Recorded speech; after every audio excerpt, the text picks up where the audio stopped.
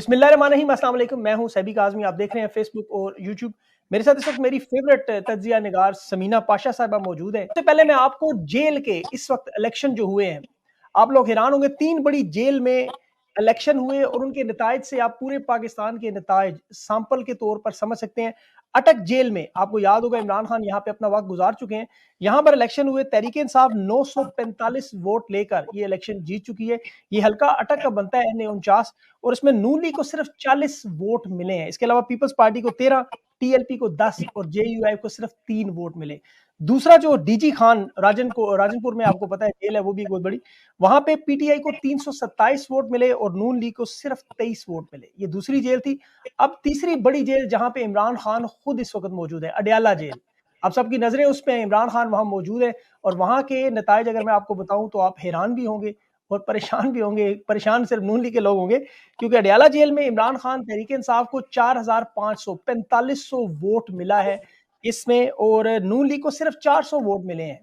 इसके अलावा peoples party को 133। अडयाला जेल में इमरान खान खुद मौजूद है और यहाँ पर 4500 वोट बामुकाबला एक 400 वोट। तो आप ये देखें, ये तकरीबन पता नहीं कितने हजार गुना का फर्क पड़ा हुआ है और यही नताइज इस वक्त पूरे पाकिस्तान में नजर आ रहे हैं। लोग पंजाब से कराची अपना एक वोट देने के लिए जा रहे हैं। मीडिया के मेरे कुछ दोस्तों ने मुझे बताया कि उनके वोट इन्होंने ट्रांसफर किए, वो वहां से कराची से खैबर की तरफ भी कुछ वोट फेंक दिए और कुछ पंजाब से कराची की तरफ, लेकिन लोग अपना एक एक वोट तावीज की तरह संभाल के रखे हुए हैं और जाके वोट कास्ट कर रहे हैं।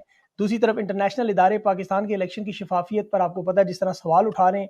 टॉप 10 इदारों ने सवाल उठा दिया। यूनाइटेड नेशन ने, इंसानी जो हकूक ह्यूमन राइट्स ऑर्गेनाइजेशन हैं, उन्होंने पाकिस्तान के उम्मीदवारों को गिरफ्तारियों का मामला, अभी जरताज गुल को गिरफ्तारी की खबर आ रही थी, लेकिन अभी मैंने उनसे पूछा, वो हिरासत में थी लेकिन गिरफ्तार नहीं हुई।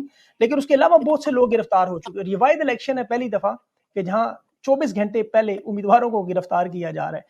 आज के दिन में एक बड़ी अहम बात नून लीग इंतखाबी मुहिम की नजर नहीं आ रही। आज आखिरी दिन था, आज इन्हें कोशिश करनी थी बहुत ज्यादा, लेकिन ये नजर नहीं आ रही। इसकी क्या वजह हो सकती है और इलेक्शन में अब मामलात किस तरह में? समीना मेरे साथ मौजूद हैं, उनसे बात करते हैं। बहुत बहुत शुक्रिया समीना आपका। सबसे पहले ये जो जेल के नताइज आए हैं, आप क्या समझती है कि ये नताइज पूरे पाकिस्तान के इलेक्शन के भी ऐसे ही होंगे? थैंक यू सभी प्रोग्राम में इनवाइट करने के लिए भी और मुझे फेवरेट एंकर भी करने के लिए थैंक यू सो मच। और जहाँ तक ये बात आपने की जेल वाली, इसमें मैं एक क्वेश्चन जरूर आपसे पूछना चाह रही थी कि ये जो जेल के नताइज हैं, इसमें क्या एक ही कैंडिडेट का नाम था या फिर मुख्तलिफ कैंडिडेट्स थे पीटीआई की तरफ से, या इमरान खान बामुकाबला इस तरह से कुछ था? क्योंकि ये क्लैरिफिकेशन इसलिए जरूरी है क्योंकि बाकी जो मुल्क के नताइज हैं वो इस बात पे बहुत डिपेंड कर रहे हैं कि वहां पर जो उम्मीदवार हैं मुख्तलिफ हैं, उनके इंतखाबी निशान मुख्तलिफ हैं, तो वोटर जो वोट करना जरूर चाहता है पीटीआई को। ये आपने बिल्कुल दुरुस्त कहा कि अगर मैं सेंटिमेंट की बात करूं तो इस वक्त जो सेंटिमेंट है वो ऐसा ही है कि शायद 70 से 80% पाकिस्तानी पीटीआई के लिए वोट करना चाहते हैं, लेकिन उन 70 से 80% पाकिस्तानियों में से कितने वोट कर पाएंगे, कंफ्यूज नहीं हो जाएंगे और सही अपने उम्मीदवार को पहचान पाएंगे या नहीं, उसका निशान पहचान पाएंगे या नहीं, और फिर उनका जो वोट है उसका हिफाजत भी हो पाएगी नहीं, ये बहुत सारे अभी इफ्स एंड बट्स मौजूद हैं।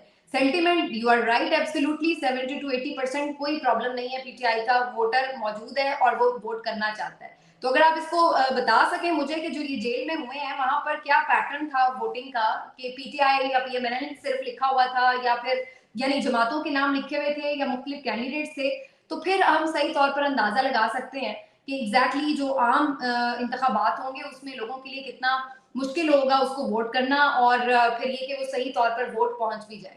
जी। अच्छा, एक तो ये ब्रेकिंग न्यूज़ थी, मतलब अभी जब मैं आपसे शुरू कर रहा था तो फ़ौरन अभी मुझे मिली है, तो इसलिए मैंने इसको इंट्रो में शामिल किया है। लेकिन आम तौर पे ये होता है कि हल्के के हिसाब से, अब देखें ना N49 है, तो ये अटक के हल्के में जो भी उम्मीदवार होगा वो जेल में चाहे कैदी हो, जिसका वोट वहाँ पे रजिस्टर्ड होता है वो उन्हीं उम्मीदवारों को, मिसाल के तौर पर अगर ईमान ताहिर वहाँ पे इलेक्शन में लड़ रही है तो ईमान ताहिर को ही वही जो पैनल बना होगा उसी पैनल को जेल के लोग जो है वोट देते हैं, वो इमरान पोस्टल खान को वोट। बैलेट जो जी। होता है। तो वो उसी जेल, क्योंकि उसी हल्के की हदूद में आती है तो उस हल्के में ही होते हैं वोट। बाकी इसकी तफसील तो मैं अपने वीलॉग के लिए छोड़ूंगा, वरना सब कुछ यहाँ बता दिया तो मेरे पास कुछ बचना ही नहीं। अच्छा, एक तो ये चीज है। दूसरा जो आपने भी सेंटीमेंट की बात की है, इसमें तो कोई शक नहीं, वाकई ये बहुत बड़ा अहम मामला है। आज मैंने कुछ सैंपलिंग की, कुछ ऐसे हलकों में, कुछ ऐसे इलाकों में पर्सनली फोन करके उन लोगों से बात की जिन्हें मैं समझता था सोशल मीडिया पे नहीं है, उनके पास किसी किस्म के मोबाइल फोन भी नहीं है, उनके पास एक्सेस भी नहीं है, वो जानते भी नहीं उम्मीदवार क्या है, उन्हें बल्कि फेसबुक का भी नहीं पता कि मैसेज कैसे करके हल्के का पूछना है। तो मैं अब बाय गॉड, मैं बाखुदा, मैं आपको हैरान रह गया कि मैंने उन लोगों से जब पूछा कि आपके हल्के में उम्मीदवार कौन है, तो उन्होंने मुझे निशान भी बताए, उसके नाम भी बताए और अपना पोलिंग स्टेशन भी बता दिया। तो मैंने उनसे पूछा कि आपको पोलिंग स्टेशन कैसे पता है, क्योंकि आपका जो पोलिंग स्टेशन है वो तो बड़ा दूर बना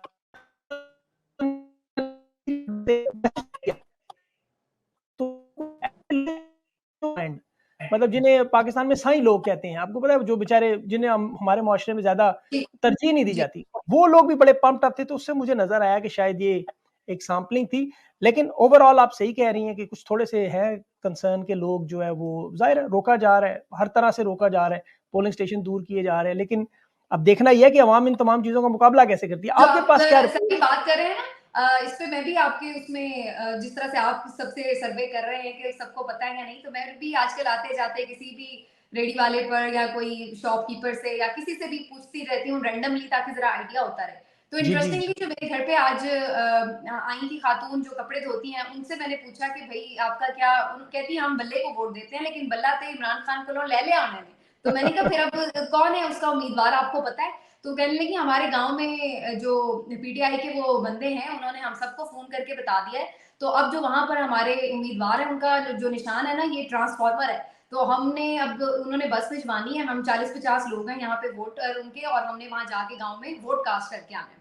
तो मुझे बड़ी खुशगवार है तो ये जान के कि यानी वो गांव से बिलोंग करती हैं, ज़ाहिर पढ़ी लिखी नहीं है, लेकिन वोट डालने वो जा रही है। फिर मैं जब ऑफिस आई तो यहाँ पर कुछ मुझे 2-3 लोग रिसेप्शन पे बैठे हुए मिले, ऑफिस बॉय वगैरह, और मैंने उनसे भी इसी तरह रैंडमली पूछा कि भाई वोट किसका। तो तीनों ने एक जबान कहा कि जी वोट पीटीआई का, इमरान खान को देंगे। मैंने कहा अच्छा, आपके हल्के कौन है, कौन से हैं, और कौन है आपके उम्मीदवार, निशान क्या है? तो तीनों में से किसी को भी पता नहीं था। और फिर मैंने उन्हें वहां पे ढूंढ के भी बता दिया कि भाई ये आपके उम्मीदवार हैं। उसी वक्त खड़े खड़े उनको उन्होंने 8300 पे मैसेज किया हल्का जाना, और फिर मैंने उनको बताया कि पीटीआई के कौन से उम्मीदवार हैं, अगर आप उन्हें वोट करना चाहें, और नून का तो आपको पता ही है कि अगर आप करना चाहते हो तो आप शेर को लगा दीजिएगा। तो खैर वो इस तरह से, यानी ये एक है भी चैलेंज, और ये एक कितना सोशल मीडिया की जबरदस्त ये जो कैंपेन पीटीआई ने रन की है, और फिर जाहिर है जो किसी हद तक बेचारे ऑन ग्राउंड भी कर पाए हैं, तो उससे किस हद तक उन्होंने इस चैलेंज को निपटा है, इसका सही तौर पर ना अंदाजा हमें 8 फरवरी को ही होगा सभी। उससे पहले हमें मुख्तलिफ इसी तरह के मिलते रहेंगे। मैं फरिया से आज अपने ट्रांसमिशन में बात करी थी, फरिया इदरीस साहिबा जो केपी से होके आई हैं, और वो इस बात पे हैरान थी कि वहां पर वो केपी से, जिससे जाहिर है ये तो सबको ही पता है कि वहां पर सारा वोट बैंक पीटीआई का ही है, और वो ये बता रही थी कि वहां पर लोगों को सबको अपने इंतखाबी निशान भी पता थे और उम्मीदवारों का भी पता था। लेकिन फिर कुछ जब वो इस्लामाबाद के कुछ हलकों का बता रही थी, तो वो बताने लगी कि कहीं पे नहीं भी मालूम था। पंजाब में भी इसी तरह मिक्स सी सिचुएशन नजर आई। तो ये अब एक सरप्राइज है, और बिल्कुल है, इसमें मेरा ख्याल है ये सबके लिए एक सरप्राइज है, और जो सब इस वक्त कंफ्यूज भी है ना, और थोड़े इतने कॉन्फिडेंट नहीं है, जो अभी आप पीएमएलएन की भी बात कर रहे थे इंट्रो में, कि उस तरह से उन्होंने इंतखाबी मुहिम में भी वो दिलचस्पी नहीं दिखाई और चेहरे भी उनके उतरे हुए हैं। तो वो वजह यही है कि ये जो एक सरप्राइज वाला एलिमेंट है ना, ये किसी को भी नहीं पता है कि ये 8 फरवरी को एग्जैक्टली जो डैमेज जहां-जहां जैसे-जैसे करने की कोशिश की गई है, उसने उसी तरह से पे बैक करना है, वही रिजल्ट आने हैं, या फिर वाक़ईतन जो वोटर है वो बड़ी तादाद में निकल भी आएगा, और वो कोई कंफ्यूज भी नहीं होगा अपने कैंडिडेट को पहचानने में और उसको वोट करने में। आपने एक बड़ी ज़बरदस्त ट्वीट की थी कि तहरीक-ए-इंसाफ ने जिस तरह के हालात में जो उन्हें दिए गए, फिर भी घुमा फिरा के उसको मैच के काबिल बना दिया, बल्कि आखिरी ओवर की आखिरी गेंद तक ले गए हैं। अब छक्का लगना है या अवाम ने तमाशाई बनना है, ये अवाम का फैसला है। खुद ढूंढेंगे, इनका अपना मुस्तकबिल है, इसमें तो कोई शक नहीं। लोग तो बड़े चार्ज हैं। और अच्छा, यहाँ पे एक बड़ा इंपॉर्टेंट सवाल जो मैं आपके सामने रखने से बहुत से लोग पूछ रहे हैं कि माजी में अभी देखें बहुत सारे उम्मीदवार टूटे भी, लोटे भी बने, उन्होंने अपने टिकट्स बेचे भी। अभी आज़ाद उम्मीदवारों के लिए बड़ी जान मारी जा रही है, तहरीक इंसाफ की तरफ से भी, सोशल मीडिया पे भी, इनके इंतखाबी निशान से लेके हर चीज़ तक। अभी इफ़त सुमरो साहिबा सॉरी, जो अभी जहांगीर तरीन के हलके में, उन्होंने कुरान पाक पर हलफ भी दिया था कि जी हम ना मैं झुकूंगी ना मैं बिकूंगी। वो पता नहीं अब बिक गई हैं, झुक गई हैं, क्या हुआ उसको कोई पता नहीं चला। लेकिन वो उससे दस्तबरदार होकर जहांगीर तरीन को वोट देने का कह रही हैं, और अभी इलेक्शन हुए नहीं। तो बाद में कुछ लोगों को कंसर्न तो है कि ये 10% 20% आज़ाद उम्मीदवार टूट सकते हैं, बिक सकते हैं। आपको लगता है कि इन्हें रोकने के लिए तहरीक इंसाफ के पास कोई ऐसा प्लान है, या ये फिर भी 10-20% कोलैटरल डैमेज हो गई? सभी तहरीके इंसाफ के पास 3 प्लान थे। प्लान ए के मुताबिक इन्होंने इंट्रा पार्टी इलेक्शन दोबारा करवाने का फैसला किया था, और इनका ख्याल था कि ये इलेक्शन से पहले इंट्रा पार्टी इलेक्शन करवा कर इस मसले को हल कर लेंगे और इलेक्शन के फौरी बाद चूंकि ये एक पार्टी के तौर पर इलेक्शन कमीशन में दोबारा अपना इंतखाबी निशान हासिल कर चुके होंगे, तो इनके पार्टी के लोग जो हैं वो इन्हीं के पास रहेंगे। लेकिन फिर इन्हें अंदाजा हो गया कि ये फिर मसला कंट्रोवर्शियल हो सकता है अगर वो भी इंतखाबात ना तस्लीम किए गए या उसमें नोटिफिकेशन वगैरह में, रजिस्ट्रेशन में, सारी चीज़ों की प्रोसेस में इलेक्शन कमीशन ने जानबूझकर ताखीर की और उसके बाद फिर वो 3 दिन जो इलेक्शन के बाद होते हैं, पोलिंग डे के बाद 3 दिन होते हैं जिसमें आज़ाद जी, अरकान जी। किसी पार्टी को ज्वाइन कर सकते हैं, तो वो दिन निकल गए तो फिर उनके लिए प्रॉब्लम हो जाएगी। तो इसलिए मेरे नज़दीक इन्होंने जानबूझकर ये जो प्लान ए था उसको फिर खत्म कर दिया और आपने देखा कि इंट्रा पार्टी इलेक्शन मुलतवी हो गए। जी, प्लान बी बिल्कुल। इनका ये था कि जो फैसला आया था सुप्रीम कोर्ट की तरफ से उसी को नजरसानी के लिए चैलेंज कर दिया जाए और वो आज हो गया है। सुप्रीम कोर्ट ऑफ पाकिस्तान में आज ये पीटीआई की तरफ से नजरसानी की अपील फाइल जी, कर दी गई है। इससे दो बिल्कुल। मकसद हासिल होंगे। देखिए बल्ला तो अब बल्ले के बगैर तो इलेक्शन लड़ ही रहे हैं, वो बल्ला मिल भी जाए तो वो अब इलेक्शन में तो फायदा उस तरह का नहीं हो सकता, लेकिन आगे के लिए वो पेशबंदी के तौर पर ये रिव्यू पिटिशन दायर कर रहे हैं कि अगर उस केस में फैसला उनके हक में आ जाता है और पहले वाला ये इलेक्शन जो है उसको कबूल कर लिया जाता है, तो ऑलरेडी वो फिर एक पार्टी के तौर पर इसका मतलब है कि मौजूद होंगे इलेक्शन कमीशन में और उनके जो सारे कैंडिडेट हैं वो उनके रहेंगे। और प्लान सी वो है जिसका आपने अपने इंट्रोडक्शन में भी जिक्र किया है कि मजलिस वादतुल मुस्लिमीन के जो सरबराह हैं अल्लामा राजा नासिर अब्बास साहब, जी, उनसे आज बड़ी इंपॉर्टेंट मुलाकात हुई है जेल में जो इमरान खान साहब की। और इमरान खान साहब की इससे पहले भी चॉइस इसी हवाले से कि यानी पार्टी के जो टिकट के हवाले से जो बात हो रही थी, जो इन्होंने जाके पता नहीं क्यों जाके पीटीआई नजरियाती के साथ इल्हाक कर लिया था, उस वक्त भी खान साहब की चॉइस यही थी कि या तो एमडब्ल्यूएम या फिर शिरानी साहब का जो जमात का ग्रुप है उसके साथ इल्हाक किया जाए। बहरहाल समा और द अदर वो उस वक्त नहीं हुआ, लेकिन अब ये मुलाकात है मेरी नजर में इसी चीज को फाइनलाइज करने के लिए थी। ये प्लान सी है हुँ, बेसिकली कि अगर सुप्रीम कोर्ट से फैसला ना भी पीटीआई के हक में आया या डिले में भी आया, तो उस वक्त तक जो वो पहले 3 दिन हैं उसके अंदर पाकिस्तान तहरीक इंसाफ के जो आजाद अरकान हैं वो जीत कर एमडब्ल्यूएम में शामिल हो जाएं, ताकि वो एक जमात के तौर पर अपने आप को रिप्रेजेंट भी कर सकें और फिर मखसूस नशिस्तों को भी हासिल कर सकें।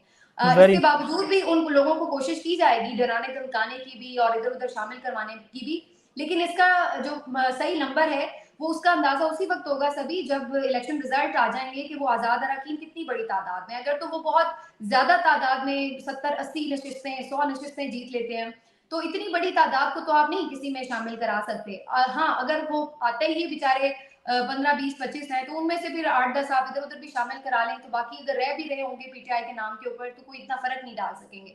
तो ये जी, बहुत डिपेंड करेगा कि कितनी बड़ी तादाद में ये आजाद अरकान जो पीटीआई बैक्ड आजाद अरकान है वो जीत के आते हैं। जी। यहाँ पर एक छोटी-सी चीज़ मैं ऐड करूँ, इस वक़्त जो सियासी जमातों के उम्मीदवार हैं, वो हैं तकरीबन 6,000 और आज़ाद उम्मीदवार तकरीबन 11,000 हैं और तहरीक-ए-इंसाफ के जो नामज़द उम्मीदवार हैं, वो भी एक बहुत बड़ी तादाद में हैं और बड़े स्ट्रॉन्ग कैंडिडेट भी हैं, बड़े-बड़े स्ट्रॉन्ग हलकों में भी हैं। तो अगर ये जीत के एक वाज़े पोज़ीशन में आते हैं, तो क्या ये एक अपनी भी पार्टी, एक आज़ाद उम्मीदवारों में से भी अभी इलेक्शन कमीशन ने कहा एक वज़ीर-ए-आज़म बन सकता है, तो ये क्या अपनी भी एक पार्टी के तौर पर आ सकते हैं सामने? इस बारे में कुछ है आपकी इन्फॉर्मेशन? ये जो पीटीआई के आजाद अरकान है, अगर ये बड़ी तादाद में जीत के आते हैं, तो ये तो यही कोशिश करेंगे कि एक पार्टी के तौर पर खुद हों, यानी पीटीआई के तौर पर ही खुद हों कौमी असम्बली में, और अगर वो ऑप्शन काबिल अमल नहीं होता, तो फिर ये एमडब्ल्यूएम या किसी और पार्टी के साथ इल्हाक करके एक पार्टी की सूरत में हों। और जो बाकी आजाद अरकान जो जेन्युइन आजाद हैं, जो इलेक्टेबल्स होते हैं या जो अपनी किसी भी हल्के में असर रसूख की वजह से जीत के आते हैं, तो वो वाले आजाद अरकान को फिर पीटीआई वाले हो सकता है अट्रैक्ट करने की कोशिश करें कि वो इनके साथ शामिल हो जाएं और फिर वो गवर्नमेंट फॉर्म कर सकें, जैसे कि इलेक्शन कमीशन ने भी कहा है कि आजाद अरकान भी अपने तौर पर बना सकते हैं अपना वजीर आजम। लेकिन वो भी मुझे मामला वैसे ऑनेस्टली काफी मुश्किल नजर आता है, इसलिए कि उसके लिए तकरीबन आपको बहुत बड़ी तादाद चाहिए, मतलब 150 जी। से ज्यादा अगर आजाद अरकान होंगे तो फिर कहीं जाके वो इस पोजीशन में हों कि भाई वो अपना वजीर आजम लेके आए। मेरा ख्याल बिल्कुल। है कि उसमें बहुत कुछ मैनेज हो जाएगा कि पीएमएलएन को भी सीट्स मिल जाएं और पीपल्स पार्टी की अपनी 50-60 सीटें हैं जो फिलहाल ग्राउंड पे नजर आ रही हैं, हुँ, क्योंकि सिंध से आपको पता है उनको काफी एज रहता है हमेशा, और फिर बाकी बलूचिस्तान से भी 4-5 सीटें मिल जाएंगी, शायद केपी से भी 2-4 सीटें, और इसी तरह 6-7 सीटें शायद पंजाब से भी, तो पीपल्स पार्टी की अपनी एक पेट सीट्स हैं जो उसको मिल जाएंगी। और पीएमएलएन के लिए आपको पता है वैसे ही बड़ी मददगार खुलाई मखलूक बड़ी मददगार है, तो वो भी कोशिश करेगी कि उनको मजीद कुछ जिस तरह भी मैनेज करके सीटें दें। तो आजाद अरकान का जो जेन्युइन आजाद अरकान है उनका तो जीतना वैसे ही बड़ा मुश्किल है इस इलेक्शन में। पीटीआई बैक्ड आजाद अरकान का जीतना इसलिए इंपॉर्टेंट है क्योंकि वो जाहिर है इमरान खान के नाम पर वोट ले रहे हैं। बिल्कुल सही। एमडब्ल्यूएम जो मजलिस वहदत मुस्लिमीन है, इनके साथ एमओयू भी इमरान खान का जारी हुआ और ये पहले सियासी रहनुमा हैं जो इमरान खान से मिलने गए और उन्होंने जो बातें की हैं वो बड़ी स्ट्रेट फॉरवर्ड थी कि खून के आखिरी कतरे तक, आखिरी सांस तक खान का साथ नहीं छोड़ेंगे। और मेरे ख्याल में इलेक्शन से पहले इनसे इत्तेहाद इसलिए नहीं किया गया कि वो कोई मसलकी ब्रांड कोई लग ना जाए कि लोग कहें वोट ना डिस्ट्रीब्यूट हो जाए, लेकिन इलेक्शन के बाद ये मामला आसान होगा। आपको लगता है क्या यही वजूहत है इनके साथ इत्तेहाद जो करने की, खान साहब की जो मुलाकात एक ही हुई है अभी तक इलेक्शन से पहले तो सियासी रहनुमाओं से, तो अलामा राजा नासिर अब्बास साहब से ही है? जी, मैंने जैसे पहले कहा कि मुझे यही अंदाज़ा हो रहा है कि ये इसी मकसद के लिए मुलाकात की गई है और जो आप ये बात कह रहे हैं कि क्या इनके साथ ही क्यों? तो आप अगर देखें तो कंटिन्यूअसली जो पिछले 2 साल पीटीआई ने मूवमेंट चलाई है, उसमें 2-3 जो ख़ास तौर पर मज़हबी जमातें साथ रही हैं टोटली पीटीआई के साथ, उन्होंने मॉरल सपोर्ट किया है उनको। तो वो उनमें से ये एमडब्ल्यूएम भी शामिल रही है और वो किसी भी वजह से पीछे नहीं हटे हैं। अच्छा, दूसरी एक चीज़ इसमें बड़ी इम्पोर्टेंट है जाननी सभी, वो ये कि ये जो रिलीजियस पार्टीज़ हैं, इनमें जो इनका वोटर भी इनका जो वर्कर है, वो भी बड़ा कमिटेड होता है और जो इनका लीडर है, वो भी ज़ाहिर है नज़रियाती तौर पर चूँकि किसी एक उस पे खड़े होते हैं इस्लामिक किसी फ़िलॉसफ़ी के ऊपर, तो इसलिए इनका अपने नज़रिए से हटना या अपने बात से पीछे हटना, वो इनके अपने लिए भी बड़ा सियासी तौर पर नुकसान का बाइस हो सकता है। तो बिल्कुल। आपने देखा होगा कि जब ताहिरुल कादरी साहब की जब उन्होंने धरना दिया था, जो उन्होंने 2-3 दफ़ा जब भी धरना दिया है, तो बड़े सख्त हालात के बावजूद उनका जो कमिटेड वर्कर था, वो वेरी हटा ट्रू। नहीं था। बल्कि पीटीआई के वर्कर हट गए थे जब 2014 के धरने में, लेकिन वो वर्कर अपनी जगह रहे। इसके अलावा भी आप देख लें, जमात इस्लामी का वर्कर हो, जेयूआईएफ का वर्कर हो, तो ये जो इस्लामिक जमातें, मज़हबी जमातें हैं, इनका जो कमिटेड वर्कर है वो पीछे हटने वाला उस तरह से नहीं है, इन्हें दबाव बर्दाश्त करने की काफ़ी हद तक एक सलाहियत होती है, कैपेसिटी होती है। और इसी तरह जैसे मैंने कहा कि जो इनका लीडर्स हैं, ज़ाहिर है वो भी अगर अपनी बात से पीछे हटते हैं तो वो उनके लिए भी बहुत बड़ा डेंट हो जाएगा, उनकी अपनी सियासत के लिए भी। तो मेरे बिल्कुल। नज़दीक मुझे लगता है कि अगर ऐसा कोई इत्तेहाद होता है तो शायद ये कॉम्प्रोमाइज़ नहीं करेंगे। लेकिन अगेन वही बात है कि हमने बहुत कुछ ऐसा इस दफ़ा देखा है जो पहले हमारे लिए बड़ा अनएक्सपेक्टेड था देखना। तो यू नेवर नो 100% लेकिन येस लार्जली हम एस्टिमेट ये जो लगाते हैं उसमें मेरे ख़्याल से अगर एमडब्ल्यूएम के साथ करते हैं तो शायद वो पीछे नहीं हटेंगे। बिल्कुल सही आप कह रहे हो, उन पे हाथ डालना वैसे इतना आसान नहीं होता यस, कि वो सोचती हैं 2 दफ़ा एजेंसियाँ कि ये मज़हबी वोट है, लोग अगर भड़क गए तो वाक़ई ये बात भी बड़ा एडवांटेज है। तहरीक इंसाफ को तो जिस तरह मारना है मार लें बेशक। अच्छा 9 मई का 9 मई के अभी एक बात जो अभी बहुत सारी मीडिया पे चल रही है कि ये आखिरी शायद ताकतवर लोगों के पास एक पत्ता उन्होंने सँभाल के रखा हुआ है कि आज वो समाअत भी हुई जो 9 फरवरी तक समाअत जो है वो मुलतवी कर दी गई। तो इसमें जी खान साहब और जो 102 लोगों के बारे में ट्रायल कंप्लीट कर लिए गए हैं। ये जीत के आए तो फिर इन्हें नाअहल कर दिया जाएगा, एक ऑर्डर आ जाएगा इस तरह का जमात के साथ। तो ये भी इन्होंने कुछ रखा हुआ है कि अगर वो पीटीआई में गए तो क्या ये भी बैकअप प्लान के तौर पर एमडब्ल्यूएम वहाँ भी मदद कर सकती है? और 9 मई में लोग क्या कर सकते हैं आपके ख्याल में? ये आप बिल्कुल सही निशानदेही कर रहे हैं। ये एक प्लान काफ़ी पहले से हम सुन रहे थे बैन करने का, ये तो काफ़ी उस वक़्त भी हम सुन रहे थे 9 मई के फ़ौरन बाद भी ये प्लान सुनने में आया था। लेकिन उस वक़्त कुछ वजूहात की बिना पर इम्प्लीमेंट नहीं किया था। कुछ तो इस पे मेरा ख़्याल है पीपल्स पार्टी ने भी रेज़िस्ट किया था कि बैन नहीं होना चाहिए और फिर उसके बाद अंदाज़ा ये था कि बाकी चीज़ें मैनेज करके शायद बैन करने की नौबत ना आए। लेकिन अब इस पॉइंट पर आकर जब हर बाकी चीज़ कर ली गई है, आपने गिरफ्तारियाँ कर ली, आपने बैट ले लिया, आपने कैंपेन नहीं करने दी, आपने वर्कर्स उठा लिए, आपने पोलिंग एजेंट नहीं बनाने दिए, आपने सब कर लिया, सज़ाएँ भी सुना दी बिल्कुल, हैट्रिक कर दी सज़ाओं की भी बैक टू बैक। लेकिन इसके बावजूद अगर आपको ये खौफ अब सता रहा है कि अभी भी आप शायद कहीं सरप्राइज़ ना हो जाएँ 8 फरवरी को, तो उसके लिए एक जो आखिरी ट्रम्प कार्ड रखा गया था पत्ता, वो यही था कि 9 मई वाला। और अब उसमें जो हम मुख्तलिफ इस्टेब्लिशमेंट के करीब समझे जाने वाले सहाफ़ी हैं, उनको भी अगर हम पढ़ें, देखें उनकी रिपोर्ट्स वगैरह, तो वो बड़ा क्लियरली बता रहे हैं कि अब इसके नतीजे में बिल्कुल ये पीटीआई को बैन करने की तरफ जाया जा सकता है और उसका मकसद यही होगा कि अगर इनके आज़ाद अरकान बड़ी तादाद में जीत के आ भी जाएँ, तो वो सब के सब डिसक्वालीफाई हो जाएँ इस बुनियाद के ऊपर कि जी इनकी तो जमात ही बैन हो गई है। और मेरा बिल्कुल। ख़्याल है जो इमरान खान साहब ने आज मुलाकात की है और पीटीआई भी इसके ऊपर जो काउंटर अपना प्लान बना रही है, उनका भी मकसद इस अंदेशे को समझते हुए वो भी प्री प्लान कर रहे हैं इसको कि इस चीज़ से भी बचने के लिए अगर ये किसी और पार्टी में शामिल हो जाएँ, तो इनकी पार्टी अगर बैन हो भी जाए, तो वो उस तरह से कौमी असेंबली में उस पार्टी के उम्मीदवार के तौर पर होंगे ही नहीं। तो इसलिए वो फिर डिस्क्वालीफाई भी नहीं होंगे। तो ये मेरा वेरी ख्याल है ये वे एक प्लानिंग चल रही है, वो उनको चक्कर देने की कोशिश में है और वो उनको काउंटर एक प्रोडक्टिव किस्म का जो है ना वो बना रहे हैं प्लान। तो ये देखें अभी ये टसल चल रही है, लेकिन मुझे ये भी लगता है कि अगर ये जो सजाएं हुई हैं जिस अंदाज से हुई हैं ना, सभी वो सबको पता है कि वो कितनी उसमें टेक्निकली भी कितनी प्रॉब्लम्स हैं, टेक्निकल ग्राउंड्स पे भी नहीं वो रुक सकती, और अगर फेयर मेरिट की भी बात की जाए तो उसमें चांसेस कम नजर आ रहे हैं कि खान साहब को हाई कोर्ट से या आगे बड़ी कोर्ट से कोई सजा को रखा जाए बरकरार। तो ये इसलिए भी इन्होंने एक ऑप्शन रखा हुआ था कि इन द एंड अब ये मिलिट्री कोर्ट्स के जो बाकी लोगों के ट्रायल्स थे ये पूरे हो चुके हैं, लेकिन वो सजाएं सुनाई नहीं जा रही। जो 103 लोग मिलिट्री कोर्ट्स में ट्रायल हुए हैं वो ऑलमोस्ट पूरे हो चुके हैं, लेकिन सजा नहीं सुनाई जा रही क्योंकि अभी हतमी फैसला आना है सुप्रीम कोर्ट से मिलिट्री कोर्ट्स के हवाले से कि वो जायज है अदालतों में सिविलियंस का ट्रायल या नहीं है, जो कि पहले कलदम करार दिया जा चुका था। तो जी मेरा बिल्कुल। ख्याल है कि इंतजार यही है कि वो फैसला आ जाए और फिर उसके बाद जो ट्रायल हो चुके हैं उनकी सजाएं सुना दी जाएं, और फिर उसी के तहत इमरान खान साहब को अभी कोर्ट में यानी मिलिट्री कोर्ट में ही ट्रायल कर दिया जाए, ताकि उसको तो फिर जाहिर है कोई क्वेश्चन भी नहीं कर सकता, ना उसकी ट्रायल का पता होगा कि अंदर हुआ क्या क्या नहीं हुआ। तो ये उन्होंने कुछ अभी आप समझ लें कि हथियार अपने पास छुपा के रखे हुए हैं। वो कहते होते हैं ना शेर साहब छाती से लगा के कुछ कार्ड्स रखे हुए हैं, तो वो एंड टाइम पे खुलेंगे कि उसके पीछे उनकी क्या हिकमत अमली है।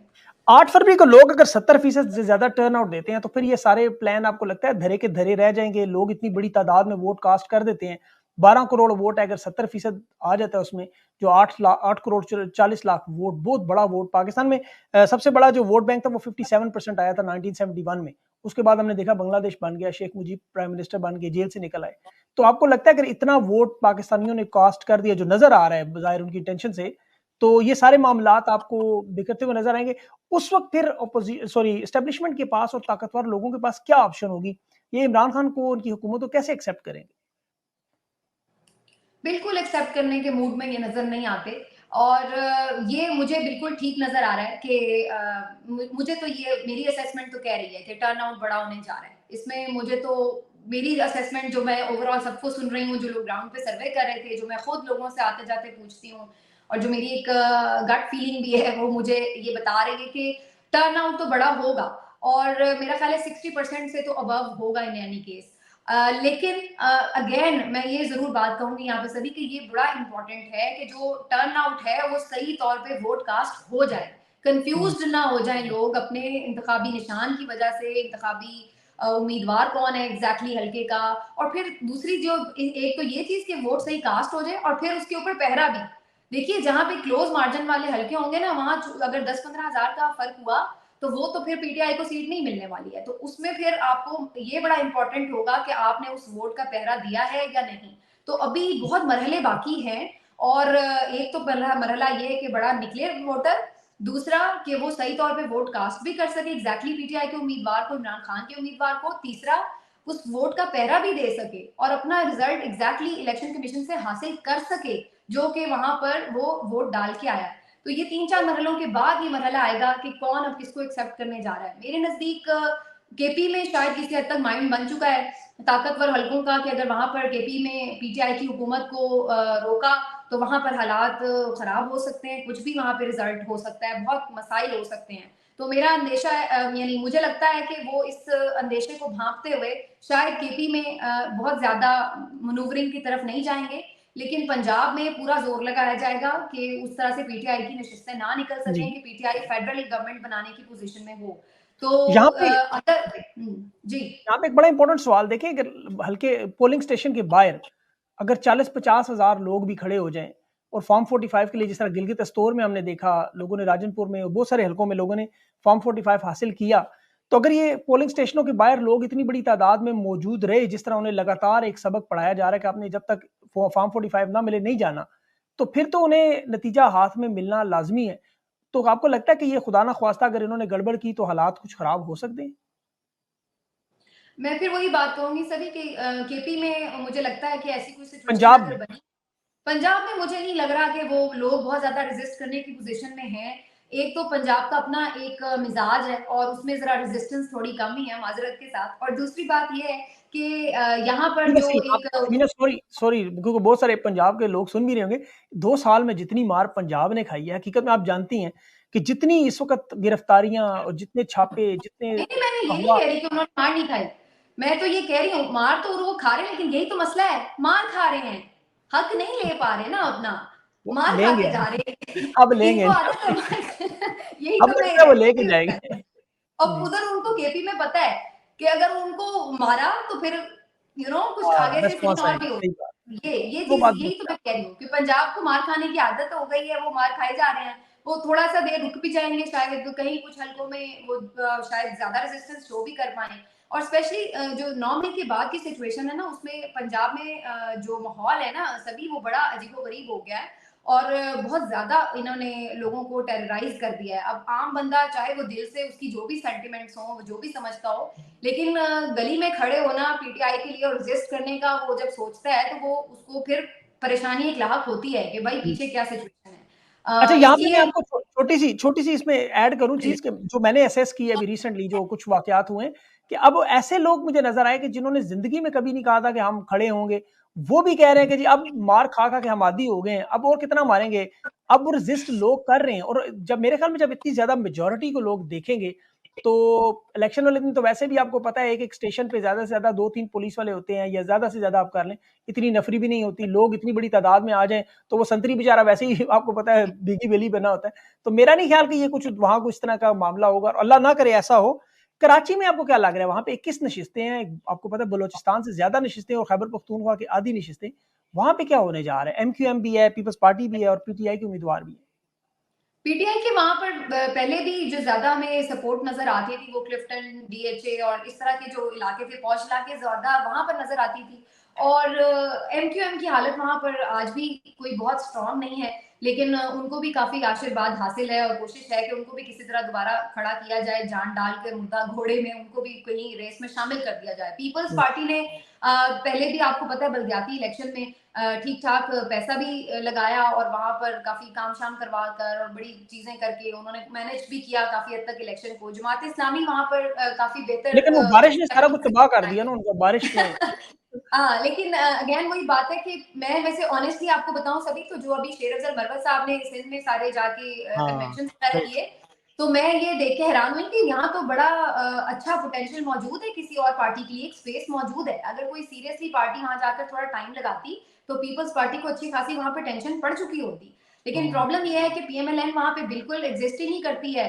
पीटीआई बेचारी तो वैसे ही सर्वाइवल की जंग लड़ रही है। और बाकी जो एमक्यूएम या जमात इस्लामी है, वो सिर्फ कराची में ही जोर लगाती है, पूरे सिंध में उस तरह से वो नहीं मूव करती, जो कि शेर अफजल मरवत साहब ने इंटरेस्टिंगली अंदरून सिंध भी जाकर कन्वेंशन की और वहां पर जो लोगों का रिस्पॉन्स था, तो मैं इस बात पे बड़ी कन्विंस्ड हूँ कि अगर पीटीआई एक नॉर्मल हालात में इलेक्शन लड़ रही होती और वहां पर खान साहब हुँ। ने जाके 5-6 महीने थोड़ी वर्किंग की होती, तो वहां क्लीन पे स्वीप ठीक ठाक, हाँ वहां पे अच्छी खासा मुसीबत पड़ी होती पीपल्स पार्टी को भाई कहीं हम ले देना चाहेंगे यहाँ पर भी। लेकिन वहां पर उस तरह से अनफॉर्चुनेटली कैंपेन नहीं उस लेवल की हो पाई और फिर जमात इस्लामी ने कराची में स्पेशली बेहतर अपने आप को किया है। वहां पर पीपल्स पार्टी भी काफी चीजें मैनेज करना जानती है, वहां पर आपको पता है पुराने खिलाड़ी हैं जी, जी, और 25-25 हज़ार रुपया फ़रियाल तालपुर के हल्के में दिए जा रहे हैं। यहाँ पंजाब में तो उन्होंने रेट सिर्फ़ 5,000 रखा हुआ है, वो 25,000 दे रहे हैं, तो ज़ाहिर है फिर फ़र्क तो पड़ना है। अच्छा, यहाँ पे एग्जैक्टली। आपको क्या लगता है जो बड़े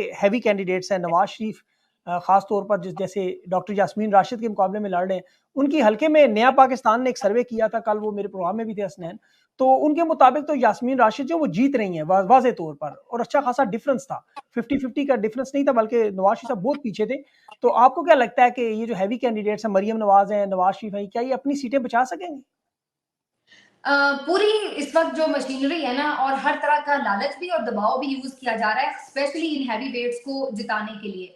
हमजा शहबाज के मद्दे मुकाबिल आलिया हमजा है जी, और जी। सबसे ज्यादा इस वक्त मुश्किल कैंपेन अगर लाहौर में किसी हल्के में हो रही है तो वो आलिया हमजा को दरपेश है। उन्हें एनएच बेचारी को को उठा पोलिंग रहे हैं। एजेंट्स तक नहीं मिल पा रहे और बिल्कुल उनकी कैंपेन नहीं रन करने दी गई। दूसरी तरफ जो आप मरियम नवाज का हल्का देखें, शहजाद फारूक साहब वहां पे खड़े हैं और जो इबाद फारूक के भाई है, उन्होंने बड़ी अच्छी कैंपेन चलाई है। बड़ी उनको ज़बरदस्त, बड़ी बहुत ज़बरदस्त। जी, और उनको लेकिन बहुत परेशानी का सामना करना पड़ा। जब मैं आपसे बात कर रही हूँ, अभी 1 घंटा पहले फिर पुलिस उनको गिरफ्तार करने वहाँ पहुँची हुई थी और वहाँ पे ठीक-ठाक उन्होंने पिटाई लगाई है कारकुनों की और मुझे खबर ये मिल रही है कि 10 से 15 लोग वहाँ पे ज़ख्मी हुए हैं कारकुन। और अच्छा। उस वक्त भी पहले भी वो एक दो दफा जो है उन्हें गिरफ्तार करने पहुंचे हैं, लेकिन वही बात है कि कारकुन ज्यादा जमा शमा हो जाते हैं, रौला शोला पड़ जाता है, तो वो गिरफ्तारी हो नहीं पाई।